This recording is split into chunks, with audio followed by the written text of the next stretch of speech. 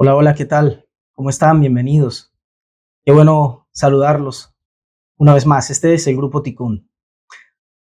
En la porción de esta semana, en Éxodo capítulo 13, versículo 17, que empieza a relatar lo que es como tal el Éxodo, porque es ya propiamente dicho la salida del pueblo de Israel de la tierra de Egipto, la tierra de Mitzrayim. Nos cuenta la Torá de una manera muy particular lo que fue esta migración, este éxodo. Y como se introduce en nuestra porción, nos, nos deja algo sobre lo cual meditar y que nos puede llegar a resultar muy beneficioso para nosotros. Y hoy vamos a tratar de hacer un esfuerzo grande. Les pido que no se me pierdan en todas las ilustraciones que voy a tratar de extraer del texto. Vamos a tomar el texto como una ilustración de lo que es el desarrollo de nuestras vidas y puede llegar a ser muy nutrido para nosotros. Realmente lo creo así. La porción Beshalach, al traducirlo es cuando envió, está contenida en Éxodo 13, 17 al 17, 16. La primera parte del primer versículo, es decir, Éxodo 13, 17 a la primera partecita del versículo dice, y sucedió que cuando el faraón envió fuera al pueblo, está ahí la primera parte, y es donde vamos a basar la enseñanza. Y sucedió que cuando faraón envió fuera al pueblo, el hebreo aquí dice, Vayehi beshalach paró et Haam. Y sucedió y aconteció cuando el faraón envió fuera el pueblo, envió porque beshalach, de ahí viene shaliach, enviado, cuando el faraón envió. Y sobre esto quiero que reparemos porque me resulta muy interesante la forma en que la Torah nos cuenta las cosas. Y siendo que lo asumimos como un libro de, de inspiración divina, más que inspirado por Dios, yo quiero que lo analicemos como inspirado, surgido del plan de gobierno del mundo para que genere en nosotros esa inspiración de vida. Entonces, es necesario que prestemos atención a cada detalle y las palabras aquí usadas y sobre todo la entrelínea, lo escondido en esas palabras. Cuando Faraón envió al pueblo. Y hace insistencia en esto porque si lo recordamos, eh, esa fue la petición. Es curioso que no aparece en la escena de la historia de este pueblo llamado Israel un Dios que se le presenta a Moisés y dice, bueno, ve a sacar al pueblo, y sácalo al pueblo y váyanse, que es lo que finalmente termina ocurriendo. Pero la forma en cómo está escrito nos dice muchísimo, y es lo que voy a tratar de que interpretemos para nosotros. Ve y dile al faraón, deja ir a mi pueblo. Era el faraón quien tenía que dejarlo ir. Aquí, cuando ya se cuenta que el pueblo va a salir, dice, y sucedió cuando el faraón envió fuera. Envió. Es el faraón quien toma la decisión. Uy, ¿por qué no darle todo el crédito a Moisés cuando sucedió cuando Moisés sacó a Israel de Egipto? O el crédito a Dios, ¿no? Lo usamos como alabanza. Sucedió cuando Dios sacó al pueblo de Israel de Egipto. Pero no, dice, sucedió cuando Faraón dejó ir. O cuando Faraón envió, es literalmente lo que dice, Beshalach, cuando Faraón envió al pueblo.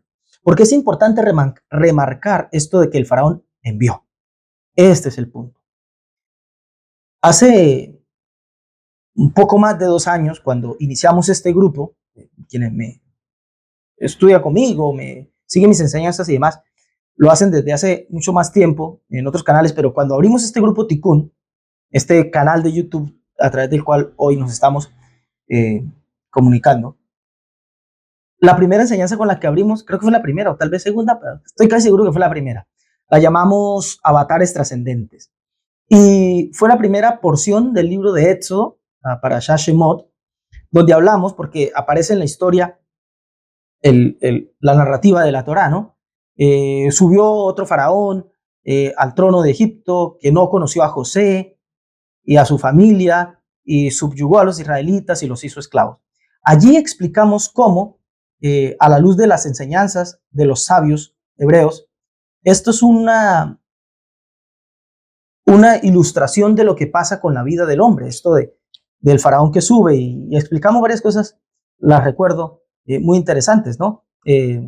Cómo este faraón en realidad es la fisicalidad, la materialidad del hombre, cómo quiere apoderarse, cómo quiere secuestrar, por decirlo de alguna manera, ese otro componente de vida del hombre, lo importante, lo vital, lo trascendente del hombre, que es el alma o el espíritu, ¿no? Cada uno le tendrá su nombre, pero la parte inmaterial del hombre, que quiere subyugar, quiere el cuerpo, la materialidad, la fisicalidad, o dicho en otros términos, la carne, la carnalidad humana, quiere secuestrar esta espiritualidad humana.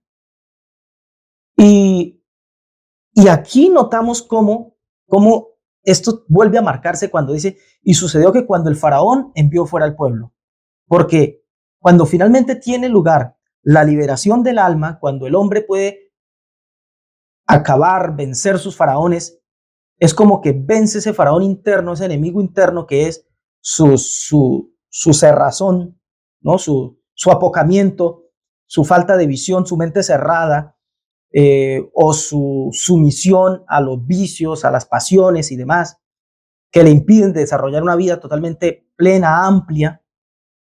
Y eso de que el faraón envió, lo vemos como cuando por fin el cuerpo se harta de luchar contra la energía del alma, que es fuerte y quiere vencer para que el hombre sea libre.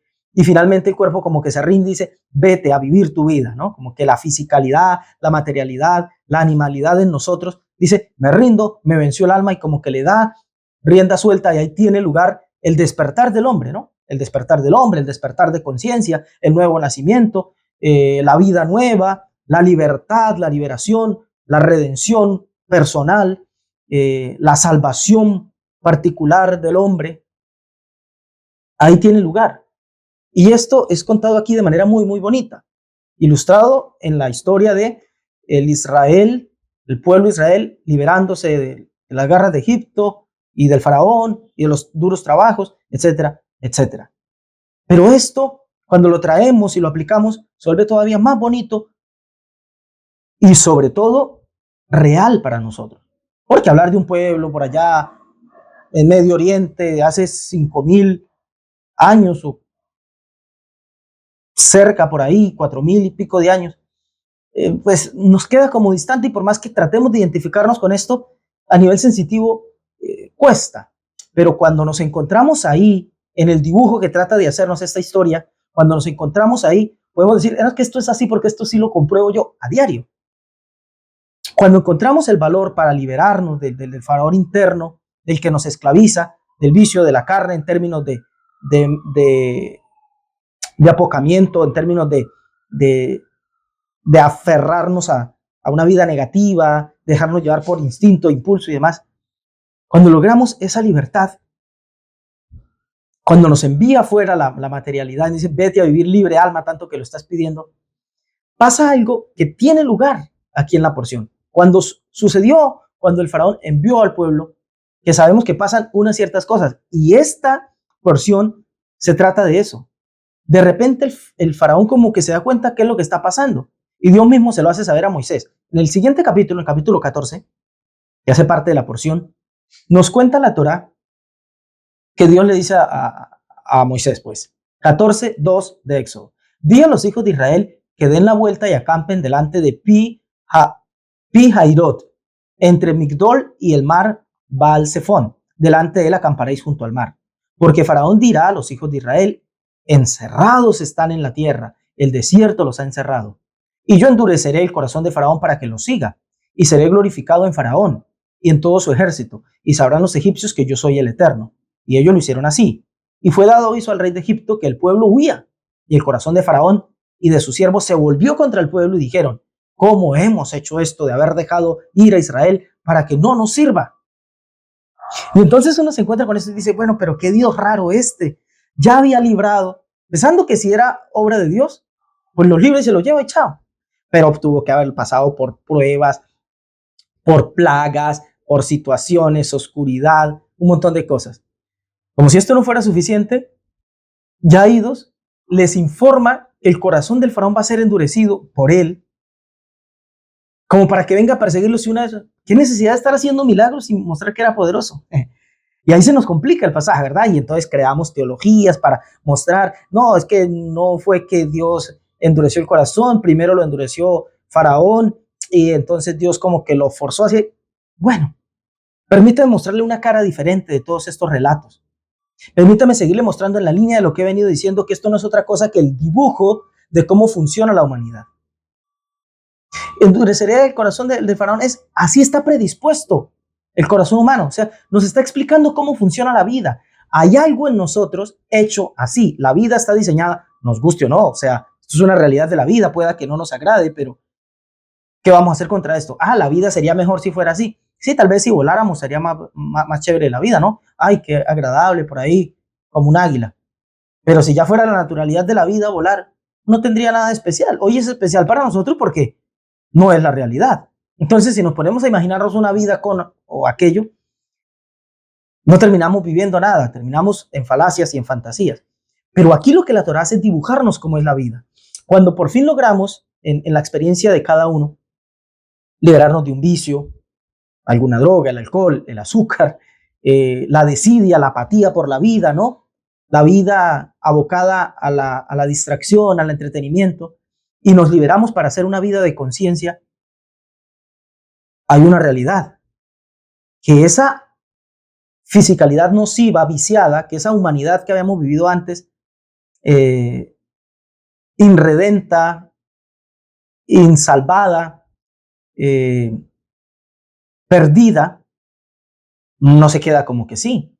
Hay como un rebrote, hay como las últimas patadas de ahogado de esa fisicalidad baja, que no es que quedó por allá lejos en la propia vida, que de repente dice, uy, como por qué tomé la locura de dejar ir a este que quiere vivir libre. O sea, así como cuando alguien que está en un trabajo que odia, que está ahí solo por el sueldo, que se ha vendido, que se siente y se halla viviendo cual esclavo, y de repente encuentra el valor para abrirse, para ir a vivir la vida libre, para ir a expresar lo que quiere, sabe que tiene que seguir trabajando y demás, pero a luchar por sus propósitos, por sus anhelos, por su vocación y demás, de repente como que hay algo en él que empieza a decir, ¿y como por qué los irse a vivir tan libre, a andar, a pasear, a meditar, a estudiar, a pintar, a tomar fotografía? Y de repente como que empiezan esos viejos demonios a querer visitar y a decir, este no se me va a ir. Yo necesito esa alma que quiere ser libre funcionando solo como mente para la productividad de una vida cómoda, para lo que ofrece la vida desentendida de lo trascendente, ¿no?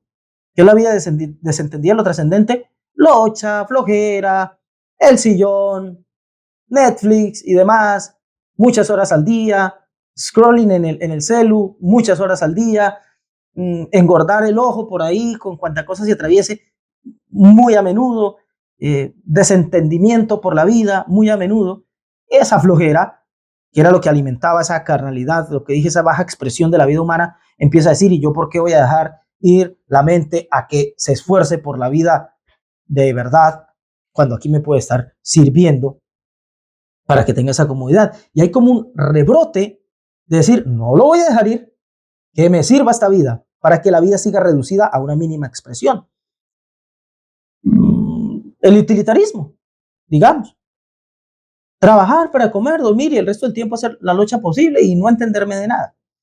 Pues eso pasa, lo habremos descubierto quienes tuvimos en algún momento un renacer, un despertar de conciencia, un nuevo nacimiento, experimentamos la redención, como lo llame cada uno, que de repente llega un punto en donde la vida anterior quiere jalarnos de nuevo. Y este es el sagrado equilibrio de la vida para que sea la vida. Vuelvo a decir, para que la vida sea lo que se supone que sea, es necesario que sea así. Nos puede gustar más o menos en lo teórico, pero la realidad es que es lo que es. Esto es lo que es la vida en la realidad. Vamos por ahí, de repente nos damos cuenta que no estamos yendo hacia ningún lado, nos harta la fatiga de la vida, nos harta el cansancio de la vida, el maltrato que recibimos a cambio de simplemente vegetar y vivir, y de repente tenemos chispazos de lucidez, alguien nos habla, una canción nos hace despertar, las páginas de un libro, un versículo de la Torá, un mensaje como este, algo vi por ahí, mi propia conciencia me susurra y tuve un momento de lucidez para escucharla, despertamos, ¿no? pero no despertamos espiritualmente y entonces desapareció el cuerpo, ya no quiero diversión, ya no quiero entretenimiento, ya no quiero relax, pereza. No, no, no, convivimos con esto, pero de repente la fisicalidad quiere volver a tomar fuerza. De repente la vida en una expresión mínima de conciencia quiere volver a tomar fuerza. Y es entonces cuando, para que la vida sea la vida, se presenta esta puja. Y es fantástico que así sea para que haya equilibrio. La vida es eso. Y nos puede gustar más o menos. Alguien pudiera decir, qué feo que es la vida, hombre. La vida debería ser comer y dormir y ya no preocuparme por nada, pero tengo ahí un alma que me hace preocuparme por lo trascendente. Bueno, si le voy a prestar atención a eso, debería ocuparme de lo espiritual, pero ya que la carne no me pida diversión, recreación, entretenimiento, flojera, pereza, deseo egoísta, pasiones y demás, para poder dedicarme a lo espiritual. Claro, vuelvo a decir, eso sería fantástico, como decir, la vida sería muy bonita que voláramos, pero si voláramos eso sería lo normal y no tendría nada de fascinante. Lo fascinante de la aspiración a volar, porque todavía no lo tenemos. Así que lo fascinante de una vida elevada, trascendida, es la aspiración a llegar allá. Si por naturaleza así fuera, pues no tendría nada de especial. O no sabemos, pero lo cierto es que la vida no es eso. Entonces, es preciso que nos percatemos de la realidad de la vida tal cual es, para no caer en lo que dibuja muy bien Ernesto Sábato en su obra, ¿cómo es? La Resistencia. Me tocó voltear ahí que no recordaba exactamente el nombre. Pero lo dibuja muy bien Sábato en su obra La Resistencia. Él dice que a medida que nos relacionamos de manera abstracta, nos alejamos del corazón de las cosas y una indiferencia metafísica se adueña de nosotros. Y me temo que las personas abocadas a la espiritualidad podemos caer en esto. Cuando tenemos la intención de empezar a caminar hacia lo espiritual, a prestar atención al espíritu en la vida, pasa que podemos empezar a fantasear con elevarnos, pero de esta manera, de una manera fantasiosa. Empezamos a relacionarnos con la realidad de una manera abstracta y nos empezamos a alejar del corazón, de la realidad de las cosas. Y entonces una indiferencia metafísica se adueña de nosotros. Empezamos a vivir desde allá, qué lindo sería, sí, pero ese qué lindo sería, no hay manera de ser aterrizado. Por lo tanto, más bien vivamos el lindo o el feo que es, no el que sería. Entonces, tenemos que convivir con esa fuerza alta, cual llama de la vela, que quiere jalarnos hacia arriba. ¿Han visto que la llama siempre va hacia arriba? Pero algo, el cuerpo de la vela, el pabilo, la mantiene aquí, anclada a la tierra, y la llama siempre se está yendo. La llama se eleva, el alma. Pero el pabilo es el cuerpo que jala aquí la llama y la mantiene. Pues ese equilibrio está en la vida. Y convivimos con esa alma que quiere elevarse, pero con ese cuerpo que quiere quedarse aquí, y no solo quiere quedarse aquí, sino que quiere aterrizarse ya mucho. Y vivir ahí desentendido y qué tanta fatiga del espíritu, de elevarme, de pensar, de trascender, de elevar el pensamiento, la conciencia, la vida. Y ahí nos encontramos, y vuelvo a decir, esto es parte del sagrado, del divino diseño que tiene la vida, y es genial que así sea. Pablo, también muy lúcidamente, nos describe este equilibrio vital en Gálatas 5, 16 y 17, donde dice, digo pues, andad en el espíritu y no satisfagáis los deseos de la carne. No nos manda, porque es obvio, es apenas lógico, nos manda a deshacernos de la carne, pues nos tendríamos que morir. Además, no es ese el diseño de la vida. Para que haya vida tiene que haber un cuerpo. Así que el cuerpo no es el mal. El mal es lo que aquí Pablo llama satisfacer, es decir, dedicar la vida simplemente a tener complacida la carne. Entonces dice, anden en el espíritu. Wow, aquí es imperdible cada palabra. Anden en el espíritu. No dice, piensen en el espíritu, eleven el pensamiento en el espíritu, sino andad en el espíritu. O sea, vive la vida espiritualmente, pero no para satisfacer los deseos de la carne. Porque el deseo de la carne es contra el espíritu y el del espíritu es en contra de la carne. Y estos se oponen entre sí para que no hagáis lo que quisierais. Wow. El diseño de la vida incluye esta puja para que podamos desarrollar lo que es la vida, para que no hagáis lo que quisieres, es para que no digas lo que la carne te pide, o solo lo que el espíritu te pide. ¿Qué te pide la carne? Comer, dormir, hacer pereza, hacer locha, rascarse la barriga y ya. ¿Qué te pide el espíritu? Elevarse, ¿no? que vivas trascendidamente y demás. Pero no podemos caer en ninguna de las dos, porque estamos aquí para vivir en esta tierra, pero con conciencia del cielo, es decir, espiritualizar la realidad, hacer que el cielo esté presente también en la tierra, por decirlo de alguna manera. Y para eso necesitamos el equilibrio, porque el espíritu, cual llaman la vela, solo se quiere ir y ya. Ah, no, allá al mundo del pensamiento, al mundo platónico, ¿no? Al mundo de las ideas, al mundo de la abstracción. Ah, qué bonito. Pero se empieza a apoderar de nosotros esa indiferencia metafísica. Pero el cuerpo quiere aquí abajo, locha, rascar barriga, todo el día en Netflix y etcétera. Pero ya no, resulta que el que ha tenido un despertar de conciencia no se halla ni aquí ni allá. Y se nos empieza a complicar entonces el panorama. Porque quedamos en el medio de una pelea ancestral, milenial, cósmica, en medio de nuestras ínfimas, de nuestras frágiles personas, y no sabemos qué hacer muchas veces con la vida. Y caemos en una cosa, en un momento, en un estadio de la vida donde, si lo sabemos usar, puede llegar a ser fantástico. Y si no, podemos llegar a perdernos. Podemos llegar a perdernos. Porque la realidad, vuelvo a decir, lo que nos pinta Pablo, lo que nos pinta la Torá y demás, es simplemente dibujarnos la realidad.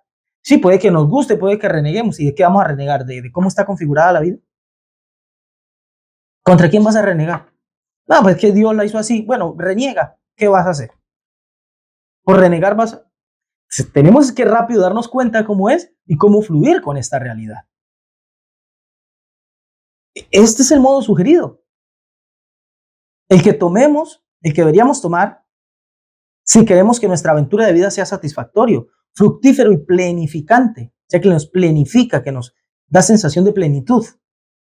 Vivir la vida en la carne, pero con la conciencia del espíritu, es decir, andar en el espíritu, no para satisfacer la carne, sino para satisfacer el espíritu, pero en la carne, o decir, satisfacer lo elevado en nosotros, pero en esta vida presente. Por supuesto que las tendencias naturales nuestras nos van a llevar en otras direcciones, y eso también hace parte de la sabiduría de la vida, lo digo, pero el orden es algo que debemos entender. Y esto nos lo marca el accionar divino. Vamos a seguir viendo lo que nos dice la Torá. ¿Recuerdan el primer versículo? Y sucedió cuando el faraón envió al pueblo. Bueno, el resto del versículo es muy interesante. Dice, sucedió cuando el faraón envió al pueblo que Dios no lo guió por el camino de la tierra de los filisteos, que estaba cerca a su destino final, que era Canaán. Vamos a poner a Canaán como la trascendencia absoluta. No los llevó a la plenitud del paraíso a través del camino de los filisteos que era cerca. Porque Dios dijo, para que no se arrepienta el pueblo cuando vea la guerra y se vuelva a Egipto. De nuevo aquí tenemos un asunto que analizar. O varios. ¿Cuál era el problema? Que se quisieran volver. ¿Cuál era el problema? Que se quisieran volver. Al fin de cuentas, gran parte del pueblo no salió. La tradición nos dice que solo un 20, máximo un 30% del pueblo salió de Egipto. Los demás decidieron quedarse allá. Entonces, ¿cuál era el problema? Que quisieran volver. Gran parte del pueblo no salió. Y en todo caso, mejor seguir con gente que de verdad quiera que continuar con un grupo de cobardes, indecisos, rebeldes, que solo van a dar lata. Y la historia siguiente, lo que sigue aquí para adelante en el registro de la Torá, nos lo termina de demostrar. Gente que solo dio lata. Entonces, ¿cuál es el problema? Que Dios, no los voy a llevar por aquí porque van a ver la guerra que hay, se van a arrepentir y se van a volver a Egipto. Entonces, mejor me lo llevo por el camino lejos para que no se arrepientan. ¿Cuál es el problema? De que se arrepintieran. Entonces, en realidad, lo que nos está mostrando aquí el texto de la Torá es de nuevo dibujándonos cómo es que está configurada la vida y los distintos estadios del desarrollo humano para que nos sepamos conocer y entonces no nos estrellemos por desconocimiento. Entonces, ¿qué es lo que pasa aquí? ¿Qué es esto que nos está mostrando la Torá? De que no lo llevó por el camino cerca, sino por el lejano, para que no se arrepintiera y se volviera. Nos está dibujando cómo funciona la vida. Cómo funciona de que cuando encontramos el valor para liberarnos, cuando nos hartamos de los flagelos de los faraones, así se ha movido por plagas, porque el faraón no dejó ir al pueblo, no lo envió, porque sí, porque al fin reaccionó, sino porque le dolía cada una de estas plagas y al final la última de la muerte de los primogénitos.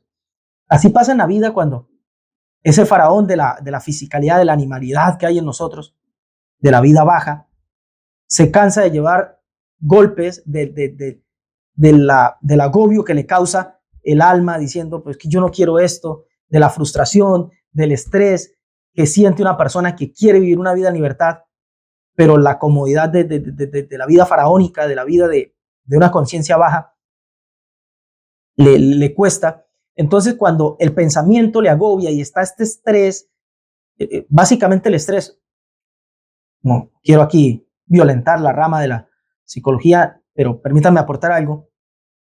Básicamente el estrés se da en uno cuando la mente quiere una cosa, entiende una cosa, y la vida de la realidad le cuesta ponerla eh, en el escenario de la vida. Yo pienso algo, quiero algo, anhelo algo, deseo algo, elevo mi pensamiento, mi corazón me mueve algo, pero en la realidad no encuentro el valor, no soy capaz de llevar a cabo, ahí se genera el estrés, ahí me empieza a doler el cuello, ahí se me empiezan a paralizar músculos y demás. Después me empiezo a llenar de ansiedad, la frustración de no poder llevar a cabo nada atrae otra cosa que es la depresión, y así el hombre va perdiéndose en un mar de emociones convulsas que agobian tanto la vida del hombre que al final es donde el faraón dice, ya me tienes harto, vete, voy a vivir libre. Despierta la conciencia. Entonces, cuando encontramos el valor para liberarnos, porque nos hartamos de los flagelos, por las plagas que nos causamos a nosotros mismos en esa lucha, pero sucede que luego nos damos cuenta que afuera, o sea, en la libertad a la que estamos naciendo, nos vamos a encontrar con otro tipo de luchas, incluso más comprometedoras. El primer instinto es a considerar que tal vez no valga la pena tanta conciencia, tanto énfasis en la libertad. Piensa en una persona que encontró el valor de dejar el vicio, el alcohol, se embriagaba cada semana y si podía entre semana también, pero se da cuenta que esa vida no lo va a llevar a ningún lado. Y su mente quiere, pero su cuerpo le pide el dopaje que le da el alcohol y demás. Y entonces entra en esa lucha, se empieza a enfermar, le empieza a caer mal el alcohol, empieza a hartarse la vida, se frustra, el estrés, hasta que por fin el cuerpo se harta y la persona tiene un arranque de energía del despertar de conciencia y se libera, ¿no? Se libera. Uf, ya dejó el alcohol. Pero después vienen otras luchas. Bueno, ¿qué te causaba el alcohol? Te dopaba, te distraía, te hacía pasar el tiempo, te evitaba tener que estar pensando en qué hago con mi vida, cómo me conduzco. Ahora va a tener un montón de tiempo libre y además recursos. ¿En qué los usa? O se escoge otro vicio, y hay mucha gente que supera el alcoholismo, pero empieza a volverse comprador compulsivo, materialista, desmedido, ¿no? A salir, a compensar con viajes, con caminatas, que es muy bueno para despertar la conciencia, pero que solo trata de encontrar ahí refugio para hacerme cargo de mi vida y empieza a ver que esto le genera otro tipo de desgaste, otro compromiso, a veces mayor, porque necesita más disciplina para ir a caminar cerros, a salir, a conocer el mundo, a estudiar una nueva carrera, que para simplemente dejarse llevar por el vicio. O sea, sí, el vicio descubrí que estaba mal, pero es que una vida de conciencia habrá valido tanto la pena. Tanto énfasis en la libertad. Y vuelvo a decir, esto aquí aplica para el que tomaba o para el que vivía una vida licenciosa en términos sexuales. No le prestaba atención a nada, pero se dio cuenta que eso no lo iba a llevar a ningún sitio. Y en la lucha, hasta que por fin se liberó y escogió la abstinencia o la conciencia para la sexualidad, ¿no? No digamos que el celibato, pero sí la moral, digamos, ¿no? El respeto por sí mismo, la fidelidad a sí mismo, a su cuerpo, a su espíritu. Pero de repente ve que esto le genera que tiene tiempo libre, que tiene energías disponibles, físicas y emocionales, que ahora qué hago con esto, y de repente empieza, ¿y habrá valido tanto la pena esto? Ahora tengo que ver qué hago, hay que comprarme el libro, meterme en una nueva carrera, estudiar más, decidir qué hago con mi vida. Antes simplemente me tomaba algo, salía con alguien, teníamos sexo, volvía a la vida normal, trabajaba para tener dinero con el cual en el fin de semana de nuevo tomar algo, invitar a alguien, salir, tener sexo y más.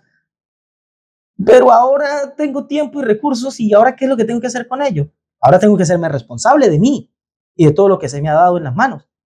Entonces llega un punto en donde se rebrota esta fisicalidad y empieza a decirnos, y si habrá valido la pena. Ujú. Y entonces empezamos como a querer, a considerar, a pensar en la idea de, y como que me arrepiento y me vuelvo a Egipto.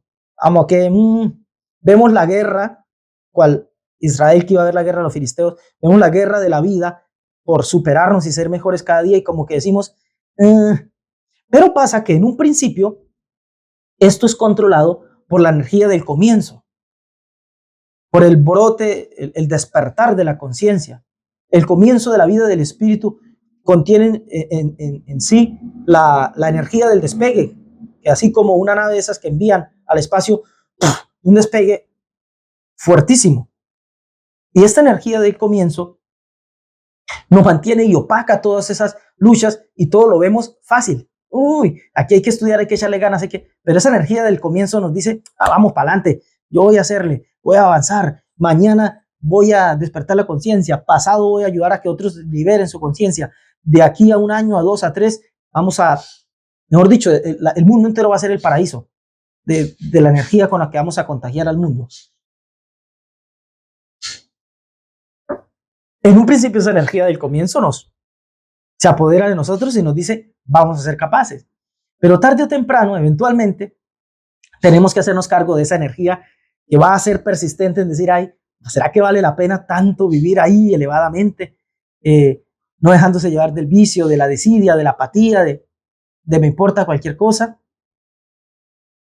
El que ha dejado el azúcar sabe que llega un momento en donde la vida le va a preguntar, ¿habrá valido la pena? ¿Tendrá algún valor, algún deleite? La vida sin dulce. Y esto lo dibuja también muy bueno la escritura en Apocalipsis, cuando en las revelaciones Juan está recibiendo una instrucción para que él le comunique a una comunidad en particular.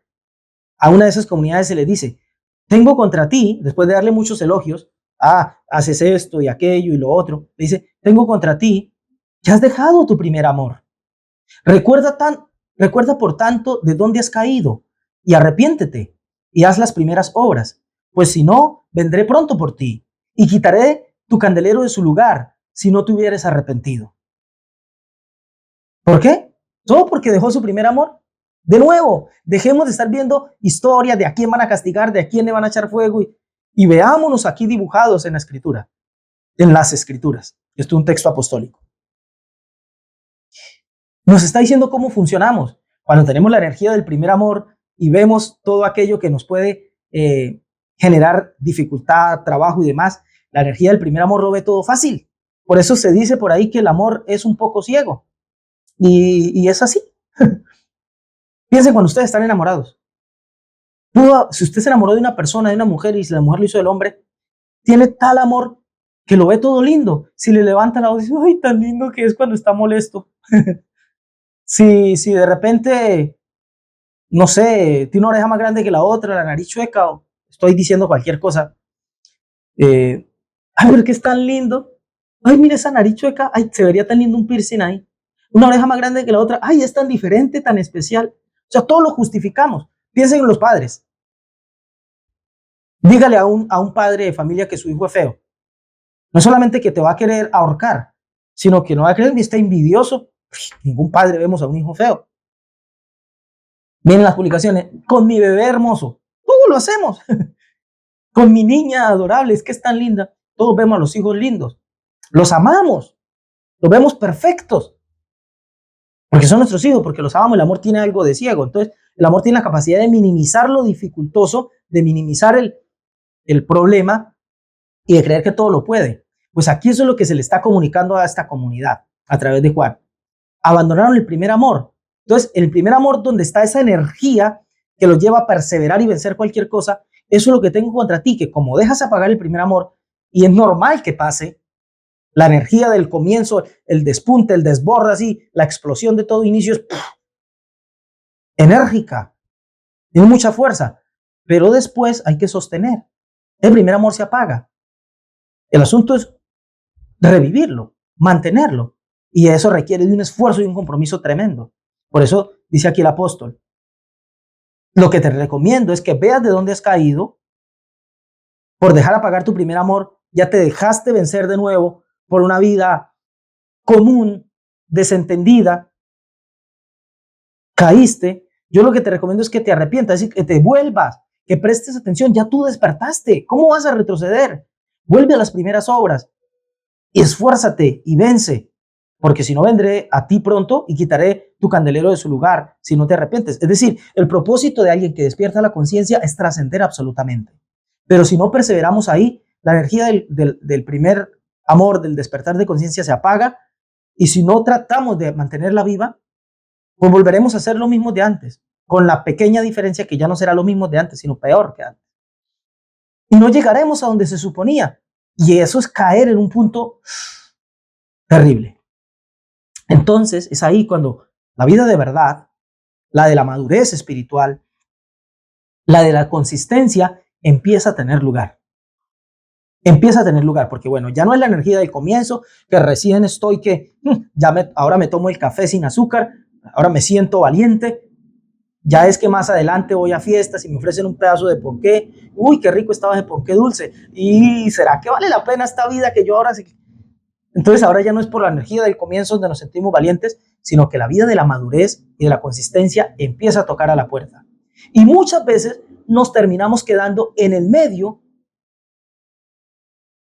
de un ciclón, de un huracán, en tres direcciones, en donde no terminamos decidiendo qué hacer.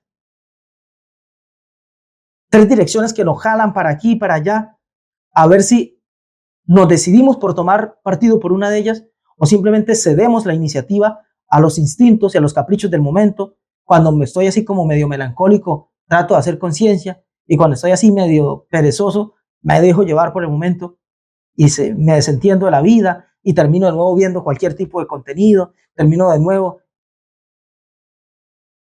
casi me sale una palabra, bobeando en internet, o termino, no me di cuenta y terminé de nuevo en pornografía, no me di cuenta y terminé de nuevo ya ebrio, no me di cuenta y terminé desentendido, mirando lo que no tenía que ver y empezando a meterme en cosas que no tenía que.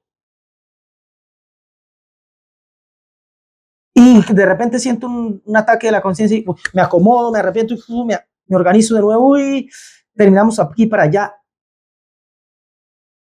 en un bucle, en un bucle. De ahí no salimos y no pasa nada. Y empezamos a extrañar. ¿Será que en un momento dado todo esto del despertar de conciencia fue solo una trampa y yo debía haberme quedado sin preocuparme de nada, estuviera dejado apagado el espíritu? ¿Qué más da? Todo el mundo vive así.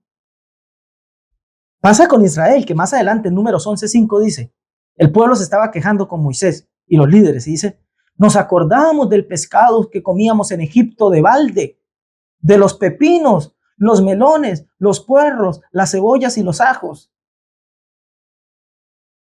Empiezan a acordarse. Empezamos a acordarnos de antes, cuando vivíamos, y todo lo que nos interesaba era irnos a la cancha, jugar y quedarnos 2 horas más ahí, bobeando, hablando cualquier cosa, riéndonos a carcajadas, en trivialidades, en nimiedades. Y no sabíamos que eso tenía un costo. El costo de la desidia, el costo de la apatía, el costo de la ausencia de verdadera sensación de satisfacción y plenitud. Pero como la pasábamos, bueno, riéndonos y tal, nos olvidamos el costo que teníamos que pagar. Pero en un momento dado llegamos a decir, pero no sabíamos de tal costo. Pues no era pleno ni me sentía feliz, pero tenía alegrías del momento, y mientras no estuviera preocupado por el sentido, en cambio ahora que me preocupo por el sentido, vivo, como dice Fito Páez, atormentado de sentido. Y entonces llega un momento en donde me parece que nos identificamos mucho con aquella escena de la película de Matrix, en donde, ¿se acuerdan del torcido, el traidor, el malo? Está harto de la vida, de la libertad y de la conciencia, y hace un pacto con el mal para que lo inserten de nuevo en la Matrix, pero que le borren la conciencia y los recuerdos. Y le preguntan, ¿en serio? ¿Quieres ir a volver a creer que los gustos, las carnes rojas, los placeres de la vida son lo máximo cuando sabes que es un engaño. Pero dice el tipo ahí, después de todo este cuento he llegado a una conclusión. Bendita ignorancia. La vida de sentido es muy bonita y todo, pero requiere de compromiso y de estar ahí. En la ignorancia no tengo sensación de plenitud. Pero la ignorancia me lleva precisamente a ignorar que existe tal cosa como la plenitud. Y entonces nos sentimos así como el tipo, y en la vida llegamos a pensar que de pronto la ignorancia tendría algo que ofrecernos. Ahora, ¿que por qué querría alguien volver a elegir la esclavitud de la ignorancia? ¿Que por qué? Por muchas razones. Fundamentalmente por la comodidad, una engañosa comodidad. ¿De qué se preocupa alguien que está en la calle, que llega a las 10, que se acuesta, que luego ve un rato de televisión, que al otro día se levanta a la hora que quiere, que abandona los estudios, que abandona algún tipo de proyecto de vida, de propósito, lo que sea? Eso es cómodo. Cómodo hasta un momento. Porque tarde o temprano la vida te empieza a hacer cosquilla, a decir, ¿y yo qué? Eso es la voz del alma, de la conciencia. ¿Y yo qué? ¿La vida la vas a pasar todo el tiempo así? Oiga, es que el despertar de conciencia no nos obligó a nadie. Somos nosotros que sentimos, así como muchas veces queremos la comodidad de desentendernos de todo, también sentimos la necesidad de querer más, porque, caray, tengo la vida. De repente me sorprendí con esto que llamamos vida. Y se supone que algo debo hacer. Algo de dentro me dice que algo debo hacer. Pero una vez me doy cuenta que algo debo hacer, entonces viene pues la dificultad y el desafío por hacerlo. Y de repente decimos, bendita ignorancia, la comodidad que me daba no estar preocupado por nada. El asunto es que una vez nosotros ya dimos un paso, nos damos cuenta que hay que sostenernos. Nos es necesario. El maestro dice, el maestro Yeshua, Jesús de Nazaret, en Juan 8, 31 y 32, dice unas palabras bárbaras.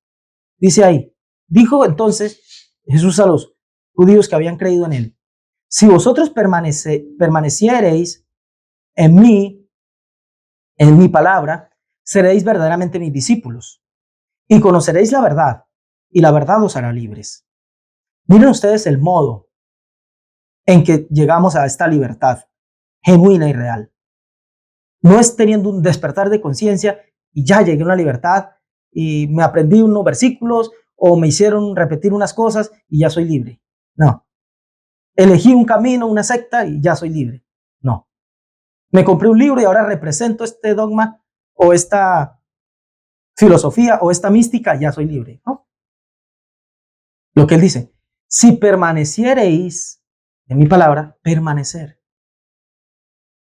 seréis verdaderamente mis discípulos. Dice luego, conoceréis la verdad y la verdad os hará libre. Conocer. Para conocer hay que conocer esa experiencia. Yadá en el hebreo es conocer por relación, conocer por experiencia. Relacionarme con esto. En la vida, ahí es donde verdaderamente soy libre. Ahí es donde verdaderamente soy libre. Cuando voy y hago el ejercicio de marchar hacia esta libertad. Esa es la libertad, marchar hacia ella.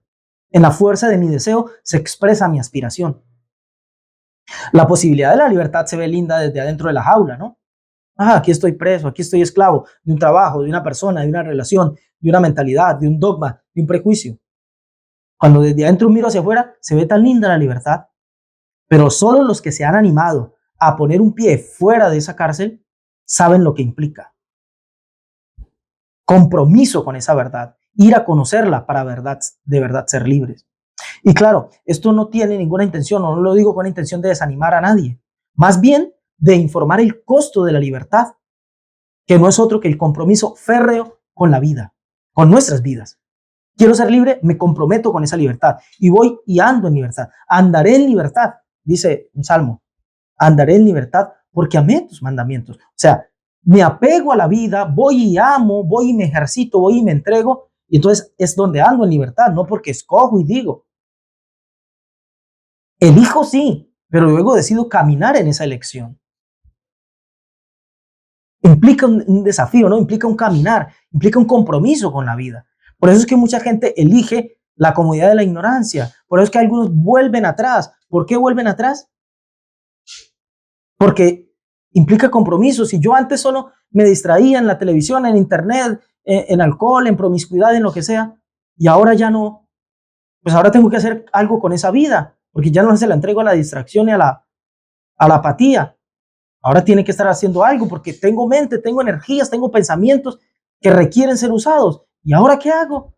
Pensar, decidir, hacerme cargo. Por eso más de uno que hace, vuelve a la esclavitud. Que me digan qué hacer. Que me diga qué hacer el vicio, que me diga qué hacer el jefe, que me diga qué hacer el sistema de consumo. Empiezo a volver a vivir para ganar más, para alcanzar el éxito, para movilizarme en el carro más fino, para andar en paseos y viajes cada fin de semana y mostrarlo en redes. Pleno no me siento, feliz no estoy, pero el sistema que me diga qué hacer y con eso me entretengo y no pienso.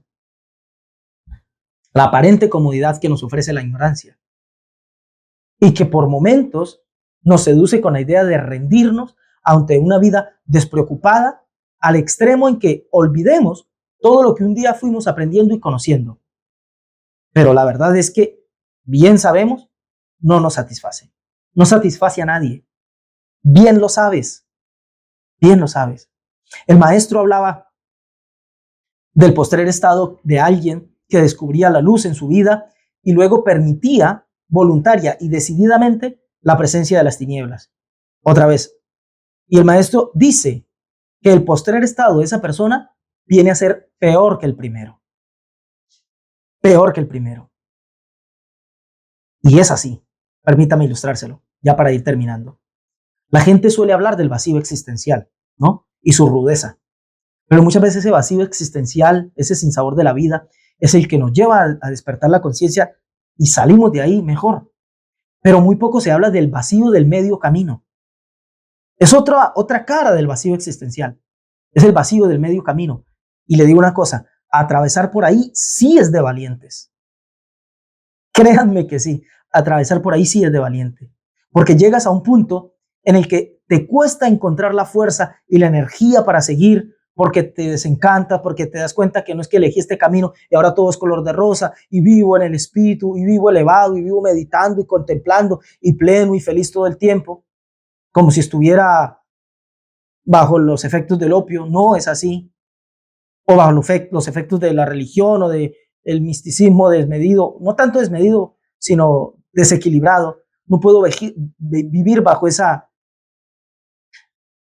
estado, sino que la vida real requiere que viva elevado, pero al mismo tiempo real. Y entonces, ante la decepción, me cuesta encontrar energía para seguir. Me pasa lo que cita Buber en Yo y Tú, al final de Yo y Tú, respecto a la vida del místico. Dice, ¿de qué sirve cualquier gozo de Dios a un alma desgarrada en dos?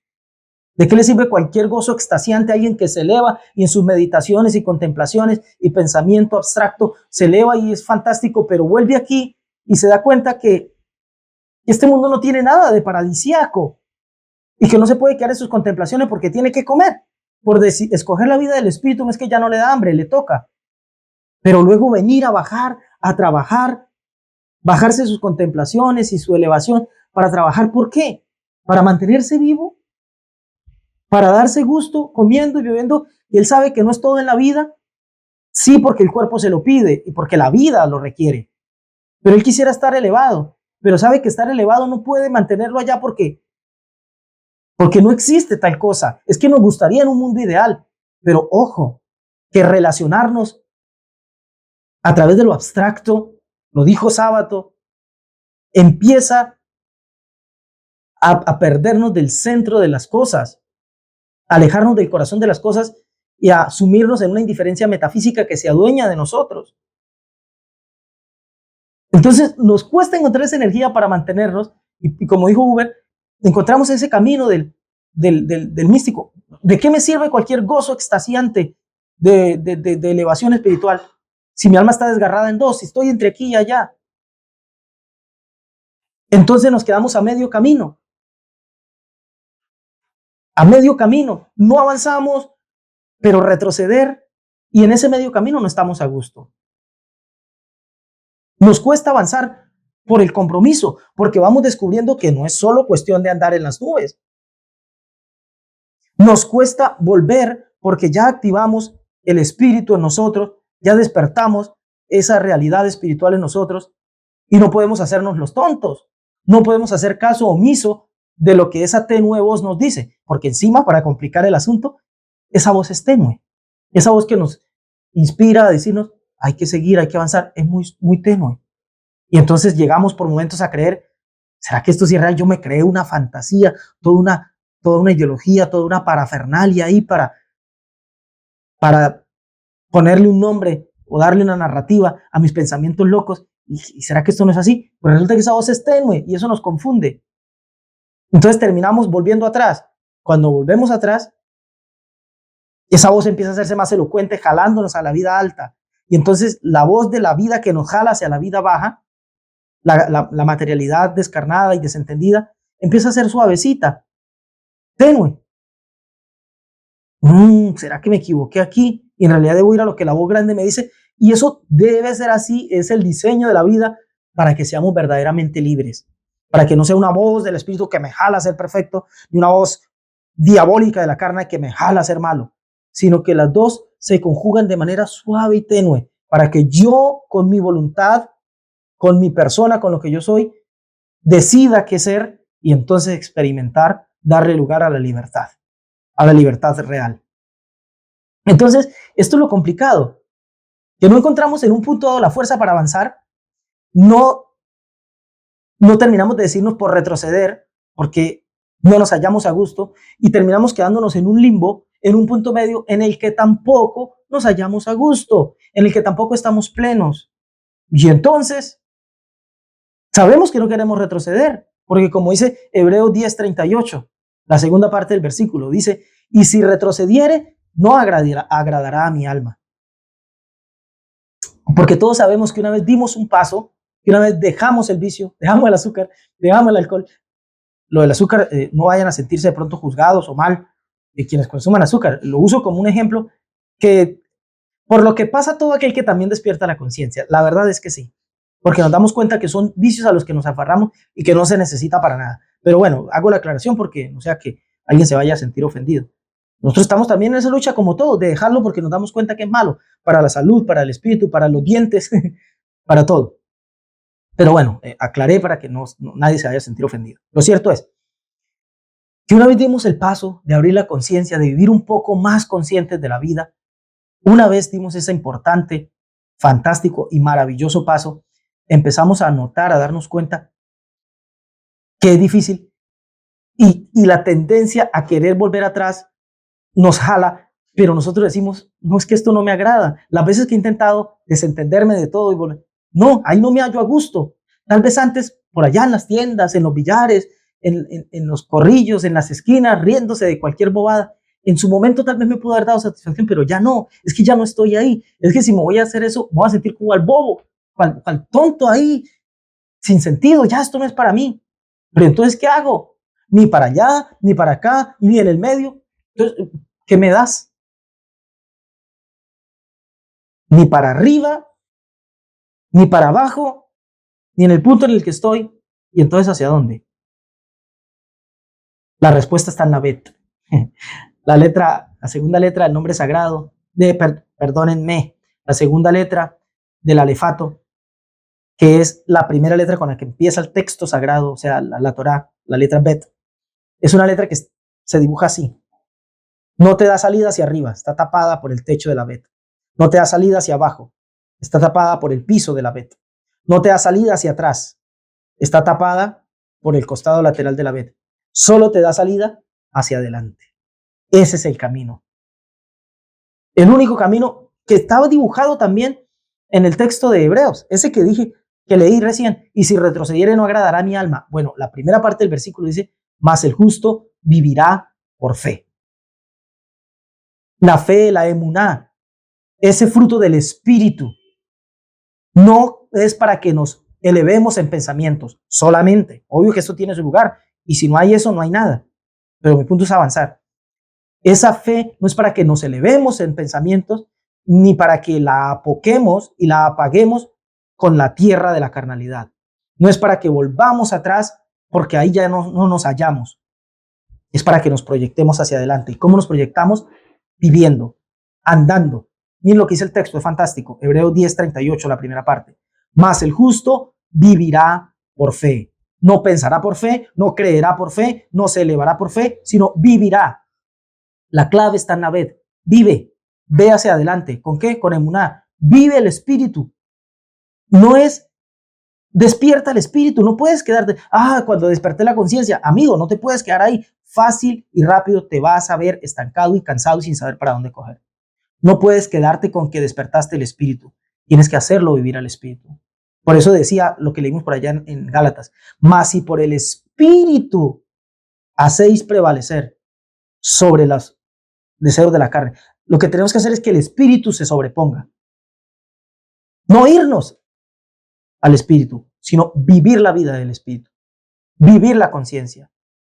No solo despertarla, sino darle lugar, hacerla que viva. En otras palabras, haciéndole gala al título de nuestro mensaje, responder por lo que envías. Responde por lo que envías. ¿Qué envió? El faraón envió al pueblo. Ya dijimos, ese faraón es nuestra vida natural, que envió al alma a vivir. Bueno, responde por lo que enviaste. No puedes poner tu alma a vivir, despertar la conciencia y después desentenderte y hazte cargo. Hazte cargo para que tu vida sea plena. Hazte cargo para que puedas permanecer. Porque el justo, es decir, la persona que descubre la verdad, solo puede vivir de una manera, por fe, con el fruto del Espíritu, por la emuná, es decir, con la certeza que el camino está hacia adelante.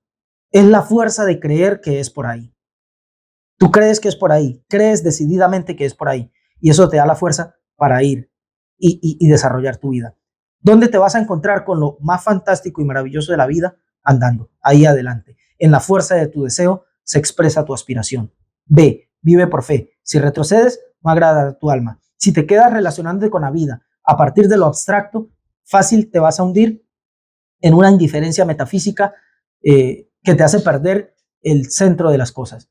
Pero si vives la fe, vas a encontrarte ya no con un alma desgarrada en dos, sino con un alma unida que supo hacer lo que se suponía que hiciera, juntar al espíritu con la carne. Esa labor le ha sido dada a tu alma y ahí andamos, querido amigo.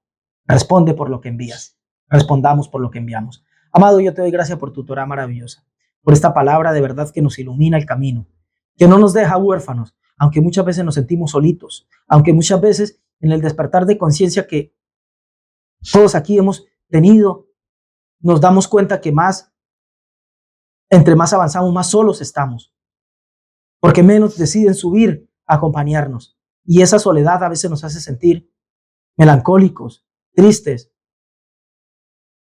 nostálgicos del pasado, incluso de la ignorancia, pero no estamos para volver atrás.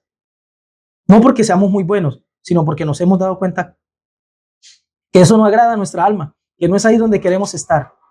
Pero gracias porque esta Torah nos alienta y nos alimenta para perseverar y seguir, para que el fruto del Espíritu, que es la emuná, la fe, nos lleve a vivir, nos empodere de la fuerza de creer que es por ahí y avancemos hasta que nuestra alma se una con lo más elevado y como esa alma se eleva desde aquí, entonces sea capaz de elevar lo más bajo y lo más elevado en una sola unidad maravillosa que tiene lugar en el escenario, en el púlpito de nuestras vidas, en el altar de lo que somos cada uno de nosotros. Y desde ahí verdaderamente convertirnos en una fragancia que le da belleza y aroma a este mundo y que hace de toda esta podredumbre un buen lugar para vivir. Ayúdanos a traer ese paraíso a cada realidad de nuestro mundo, Señor. Gracias. Amén.